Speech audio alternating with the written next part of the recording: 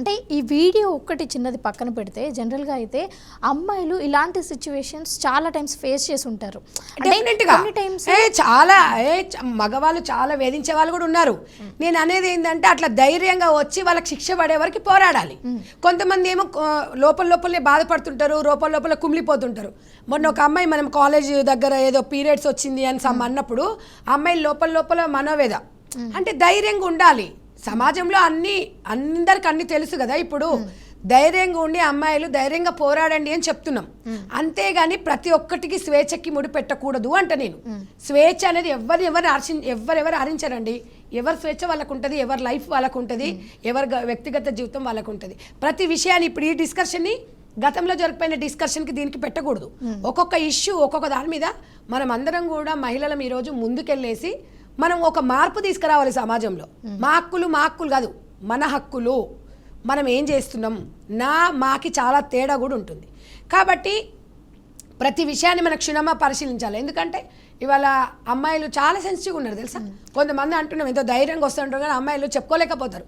అందుకనే ఒక అమ్మగా, ఆడపిల్ల ఒక అమ్మగా, ఒక బిడ్డగా, ఒక అక్కగా, ఒక చెల్లిగా ఎన్ని రూపాలు అమ్మ ఉంది కాబట్టి అమ్మ దగ్గర చెప్పుకోవాల్సిన అవసరం అయితే ఉంది.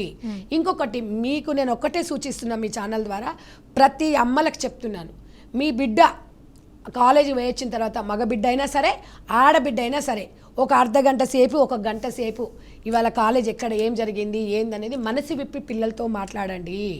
ఒకవేళ మీరు హాస్టల్లో ఉన్నప్పుడు, పిల్లలు దూరంగా ఉన్నప్పుడు ఫోన్లో మీరు సమాచారం తెలుసుకోండి. మీ ఫ్రెండ్స్ వాళ్ళతో ఎలా ఉంటుందని మీరు అప్పుడప్పుడు విజిట్ చేయండి. ఎందుకనంటే మనం ఎక్కడో హాస్టల్లో వేసేసి మనం ఈ రకంగా ఇక్కడ ఉంటే పిల్లలు కూడా లోన్లీనెస్గా ఫీల్ అవుతూ ఉంటారు. కాబట్టి మన కుటుంబంలో బాధ్యత మగపిల్లగాడే కదా, ఏం కాదులే, వాడు ఈతకు పోతాడు, వాడు సముద్రానికి పోతాడు, టూర్లు పోతాడు అనగా పో అని చెప్తున్నారు. మరి ఆడపిల్లకి రిస్ట్రిక్షన్ ఎందుకు పెడుతున్నారు? నేను అనేది ఏంటంటే మగవాడు ఎలా అయితే చెప్తున్నామో ఆడపిల్లలకి ఎట్లా చెప్తున్నామో మగపిల్లలు కూడా చెప్పాలని గత 20 సంవత్సరాల నుంచి మా మదర్ ఫౌండేషన్ ద్వారా ప్రతి మహిళకి ఆడ మగ ఈక్వల్గా ఉండాలి, వాళ్ళతో పాటు ముందుకెళ్ళాలని చెప్తా నేను. అంటే ఆ వీడియో వైరల్ అవ్వడం వల్ల అతను మనస్తాపానికి గురై చనిపోవడం జరిగింది. సో అబ్బాయిల తరపున ఇలాంటి అంశాలు ఎప్పుడైనా లైఫ్లో వచ్చినప్పుడు ఎలా చూసుకోవాలి, ఎలా స్ట్రాంగ్గా ఉండాలి? అంటే ఇప్పుడు మనకు ఈ మహిళా సమాజంలో చాలామంది ఏమంటారంటే మహిళలు అణచివేతకు గురవుతున్నారంటే కొన్ని సందర్భాలలో అవుతున్నారు. అట్ ద సేమ్ టైం పురుషులు కూడా కొంతమంది లోపల బాధపడుతున్నారు. కానీ వాడు నిజంగా ఆడవాళ్ళు ఏడవంగానే సానుభూతి వస్తుంది. అదే మగవాడు ఏడుస్తుంటే ఆడదాని వారు అట్లా ఏడుస్తున్నావు అంటారు. అంటే నేను అనేది ఏంటంటే బాధ అనేది, పెయిన్ అనేది, గుండె అనేది ఎవరికైనా ఒకటే ఉంటుందమ్మా. కాబట్టి కొంతమంది సెన్సిటివ్గా ఉంటారు, కొంతమంది ఏమో అసలు ఒక్కొక్క అమ్మాయిని ముగ్గురు నలుగురు అత్యాచారం చేసి బయట నిర్భయంగా తిరుగుతున్నారు. అలాంటి వాళ్ళని ఉరిదీయాలి. అలాంటి వాళ్ళకి మాస్కులు పెడతారు. మళ్ళీ వాళ్ళని ఏదైనా తీసుకుపోతే మాస్కులు ఎందుకు మాస్కులు కట్టాలి? సమాజంలో నేను అనేది అది ఒకటే, వాడు అలాంటి ఏదో పనులు చేసినా కూడా మన దగ్గర ఒక చట్టం ఉంది కాబట్టి బయటికి చూపించొద్దని. కానీ ఇలాంటి వాళ్ళను సమాజంలో మనం ముందుకు తీసుకుపోవాల్సిన అవసరం అయితే ఉంది. ఇలాంటి వాళ్ళను శిక్షించాలి. శిక్షించినప్పుడే అంటే ఏ రకంగా శిక్షిస్తారు వాళ్ళను, వీళ్ళు ఏ రకంగా అయితే మహిళల మీద దాడులు చేస్తున్నప్పుడు, మహిళలను కించపరుస్తున్నట్టుగానో ఏదో రకంగా చేస్తున్నప్పుడు డెఫినెట్గా మనం అందరమైతే అందరి బాధ్యత ఉంది. ఇవాళ ఇక్కడ పోలీస్ డిపార్ట్మెంటే అనే కాదు, కోర్టు అనే కాదు, తర్వాత గవర్నమెంట్ అని కాదు. ఫస్ట్ మన ఇంట్లో మన కుటుంబ నేపథ్యం నుంచి, మన కుటుంబంలో మన పిల్లలు, నేను ఒకటే చెప్తున్నానమ్మా, మన పిల్లలకి తమ్ముడు తాకితే అన్న తాకినా, లేకపోతే బ్యాడ్ టచింగ్, గుడ్ టచింగ్ అనేది కూడా మన చిన్నపిల్లలకి నేర్పించాలి. ఇప్పుడు అది నేర్పించకపోతే ఏమవుతుందంటే చెప్పాలి, మంచి చెప్పాలి, చెడు చెప్పాలి. ఇప్పుడు ఏమైందంటే మొత్తం ప్రపంచం మొత్తం ఫోన్లోనే ఉంది. ఒకప్పుడేమో అసలు ఈ ఫోన్స్ ఇవన్నీ టెక్నాలజీ లేదు కాబట్టి ఒక తల్లి ఒక పిల్లగాడికి, ఒక బిడ్డకి కూర్చోబెట్టేసి అన్న అంటే ఎట్లుంటుంది చెల్లెకి చెప్పాలి, చెల్లెకి అన్న అంటే ఎట్లుంటుంది అని చెప్పాలి, ఒక బంధము ఒక అనుబంధాలని చెప్పాలి. ఒకవేళ చెప్పలేదనుకో జాతి మనుగడ లేకుండా పోతుంది, ఒక వాయు వరుసలు లేకుండా. ఇప్పటికే మనం ఒక దుర్భరమైన జీవితాలు అనుభవిస్తున్నాము. ఎంతోమంది మహిళలు ఎంతోమంది మహిళలు బలి అవుతున్నారు. సో ఇప్పుడు నిజంగా కూడా నిజమైన మహిళకి ఏదైనా జరిగిందన్నా ఇవాళ ఈ అమ్మాయి ఇలా తీసింది, ఇలా పెట్టింది, ఇది వాస్తవం ఎంత అనేది కూడా ఇంట్రాగేషన్ చేయాల్సిన అవసరం అయితే ఉంది. ఎందుకంటే రేపు ఫ్యూచర్లో నిజంగా కూడా ఇక్కడ అమ్మాయికి జరిగిందనుకో అయ్యో పూలు వచ్చే టైప్లో అయిపోతుంది. కాబట్టి మీరు మంచిని సేకరించండి, మంచి వీడియోలు తీసుకోండి, మంచిగా పోస్ట్ చేయండి. దయచేసి మీకు సిస్టర్స్కి ఒకటే చెప్తున్నానమ్మా, మనం బయటికి ఎందుకు వెళ్తున్నాం, ఏం పని చేసుకుంటాం అనేది మీరు చూడండి. అసలు అతను వీడియో తీసుకుంటున్నప్పుడు తను ముందు సైడ్లో ఉన్నాడు. సరే, నాకు తెలిసి అలా తాకుతుంది అంటే మరి వెనకాలో బస్సు మరి ఊగుతున్నప్పుడు తాకిందా, లేకపోతే నిజంగా వాంటెళ్ళి చేశాడా అనేది కూడా ఇంటరాగేషన్ చేయాల్సిన అయితే అవసరం అయితే ఉంది. ఏది ఏమైనా ఒక నిండు ప్రాణం అయితే పోయింది. దానికైతే మనం అందరం బాధపడాలి సమాజంలో ఉంటున్నప్పుడు. కాబట్టి అమ్మాయిలు కొంచెం జాగ్రత్తగా ఉండాలి. మీకేదైనా కూడా మాకే బాధ, అబ్బాయిలకి ఏదైనా మనకే బాధ. కాబట్టి మీరు అర్థం చేసుకొని మొత్తము ఫేస్బుక్ ఇన్స్టాలో పడకండి. జీవితంలో అదొక భాగం, కానీ జీవితమే ఫేస్బుక్ అయిపోయింది, జీవితమే ఇన్స్టాగ్రామ్ అయిపోయింది. పొద్దున్న లేస్తే ఇన్స్టా, అంతకుముందేమో టిక్ టాక్ ఉండే, ఆ టిక్ టాక్ తీసేసిన తర్వాత ఇన్స్టా మీద పడ్డారు. ఎంతమ్మా ఈ మధ్యకాలంలో మీరు ఫోన్లు తెరిస్తే సగంతో రీల్స్ చేసుకుంటూ ఎంత చండాలంగా పెడుతున్నారంటే పిల్లలకి ఫోన్ ఇద్దామంటే భయం అవుతుందమ్మా. ఆ పరిస్థితిలో, ఆ సిచ్యువేషన్లో మనం ఉన్నాం. ఫోన్ లేకపోతేనేమో ఆన్లైన్లో చదువుకోవాల్సి వస్తుంది. మరి ఫోన్ ఇస్తేనేమో పిల్లలు ఏం దృశ్యాలు చూస్తారు. ఎంతమంది అని చదువులాని తల్లిదండ్రులు ఉంటారు. కొంతమంది వాళ్ళకి లాక్లు ఏం తెలుస్తాయి, దానికి ఏదని ఉంటుంది. కొంతమంది చదవచ్చిన వాళ్ళంటే కొన్ని చూడొద్దు అనేది కొంతమంది జాగ్రత్త. కానీ ఒక 60-70% గ్రామీణ ప్రాంతాలల్లో పిల్లగానికి ఫోన్ కావాలంటే ఫోన్ కొనిస్తారు. ఎందుకంటే ఆన్లైన్ క్లాసులని. కానీ అక్కడ ఏం చేస్తుంది, ఆ అబ్బాయి ఏం చూస్తున్నాడు, దేనికి ఎడిక్ట్ అవుతున్నాడు అనేది తెలియట్లేదు. కాబట్టి ఇదంతా కూడా మనకు ఒక అవేర్నెస్ అనేది మనం కంపల్సరీ అవేర్నెస్ ప్రతి ఒక్కరికి, మగ అయినా ఆడైనా అవేర్నెస్ రావాలి. దీని మీద మాత్రం సీరియస్గా ప్రభుత్వాలు చట్టాలలో అయితే మార్పులు రావాలి. ఉన్న చట్టాలనైనా మనము డెఫినెట్గా ముందుకు తీసుకెళ్ళాలి. ఇలాంటివి మళ్ళీ పునరావృతం కాకుండా కూడా చూసుకోవాలి. అమ్మాయిలకు ఎంత స్వేచ్ఛ ఇచ్చారో అంత బాధ్యతగా మనం మెగలాలని కూడా చెప్తున్నాము. ఎట్ ద సేమ్ టైం అమాయకమైన మహిళలు కూడా ఎంతోమంది బలవుతూ ఉన్నారు. అలాంటి వారు కూడా ఎవరైతే అలా ప్రోత్సహించిన మగవాళ్ళు ఉన్నారో వాళ్ళకు కూడా శిక్ష పడాల్సిందే. అలాగే సంధ్య గారు, ఇంకొక అంశం కూడా తెరపైకి వస్తుంది. డీజీపీ స్థాయిలో ఉండి రాసలీల వీడియోలు అయితే బయటికి రావడం జరిగింది. సో దాన్ని ఎలా చూడాలి? ఎందుకంటే ఒక పోలీస్ డ్రెస్ వేసుకొని మరి అలాంటి వీడియోస్ అంటే వేరే కెమెరాస్కి చిక్కి ఇప్పుడు బయటకు వచ్చాయి. సో దాన్ని అసలు ఏ విధంగా చూడాలి? ఒకటమ్మా, అక్కడ మనం అసలు వాస్తవానికి ఆ మహిళను అక్కడ బయటికి తీసుకురావడం కూడా చట్టనిత్త నేరమే. అక్కడ ఏం జరిగింది అనేది మనకు తెలీదు. ఇక్కడ ఏమైందంటే ఈ మధ్యకాలంలో ఏం మాట్లాడినా సోషల్ మీడియాలో బయటకు వస్తుంది. దీనివల్ల ఏమవుతుందంటే జీవితాలు విచ్ఛిన్నం అయిపోతున్నాయి. అంటే వాంటెడ్లీ చేయడం వేరు. ఇప్పుడు అక్కడ ఇచ్చిన వాళ్ళు ఎవరు ఇవ్వాలమ్మా? ఇస్తే ఆ మహిళనన్నా ఇవ్వాలి, లేదు అంటే అక్కడ ఉన్న అతనన్నా ఇవ్వాలి. అక్కడ ఏం జరిగింది, లేకపోతే అక్కడ ఆ మహిళకి ఏం జరిగింది అనేది కూడా వాళ్ళిద్దరు వచ్చి బయట చెప్తే కానీ మనకు తెలియదు. ఇలాంటి దాని గురించి డిస్కషన్ చేసుకోవడం కూడా కరెక్ట్ కాదు. ఇది బాధ్యత. అంటే ఒక డిపార్ట్మెంట్లో ఉన్నప్పుడు ఒక బాధ్యతగా అక్కడ ఆ డిపార్ట్మెంట్కి సంబంధించిన వ్యక్తి, మరి ఆమె ఎవరో మనకు తెలీదు, బట్ ఆ డిపార్ట్మెంట్లోనే పనిచేస్తుందమ్మా అమ్మాయి ఆ డిపార్ట్మెంట్లోనే పనిచేస్తుందా? అంటే ఒక్కరు కాదు, ఇద్దరు కాదు, చాలా ఫొటోస్ వీడియోస్ కూడా బయటికి రావడం జరిగింది.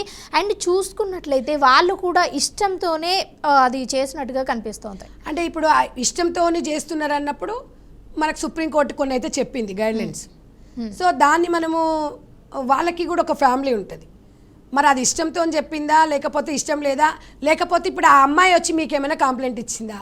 అంటే అది కంప్లైంట్ ఇవ్వడం కాదు, సోషల్ మీడియాలో ఇప్పుడు ఆ వీడియో వైరల్ అవుతుంది. ఏంటి, ఒక పోలీస్, ఒక డీజీపీ ఆఫీసర్ స్థాయిలో, ఏ స్థాయినే సరే అమ్మా, ఏ జాబ్ చేసినా, ఏ వృత్తిలో ఉన్నా అట్లా పబ్లిక్లో చేయడం మాత్రం కరెక్ట్ కాదు. ప్రైవసీగా ఉండండి. మనకు ఆ డిపార్ట్మెంట్ అంటే దేవాలయం లాంటిది. ఇక్కడ మీరు జాబ్ చేసే ప్లేస్ మనకు ఒక దేవాలయం లాంటిది. ఆ దేవాలయంలో మనం చేయాల్సిన పనే చేయాలి. మనకి ఏదైతే పని అప్ప చెప్తారో ఆ పని చేసి మీకు పర్సనల్ జీవితాన్ని మీరు పర్సనల్గా చేయండి. కానీ మనం డిపార్ట్మెంట్లోకి వచ్చేసి ఇలాంటివి చేయడం అనేది ఎవరికైనా బాధాకరమే. ఎవరికైనా జీవితాలు ఉంటాయి, వ్యక్తిగత జీవితాలు. కానీ ఆ వ్యక్తిగత జీవితాలు కూడా కొన్ని ఉంటాయి. ఆ ఏ ప్లేస్లలో ఏవి చేయొద్దు అంటే ఇక వాళ్ళు ఒక డిపార్ట్మెంట్లో ఉన్నారు, అక్కడ ఏం జరిగింది, ఏమవుతుంది అనేది నిజంగా అమ్మా ఇవన్నీ ఈ మధ్యకాలంలో చూస్తుంటే అసలు అమ్మాయిలు ఎవరితో మాట్లాడాలి, ఎవరితో మాట్లాడొద్దు, ఇలా ఒక ఎమ్మెల్యేని కలుద్దామన్నా కలిస్తే ఒక మాట మాట్లాడుతున్నారు, ఒక రాజకీయంగా అమ్మాయిలు బయటికి వెళ్దామన్నా ఇబ్బంది పడుతున్నారు.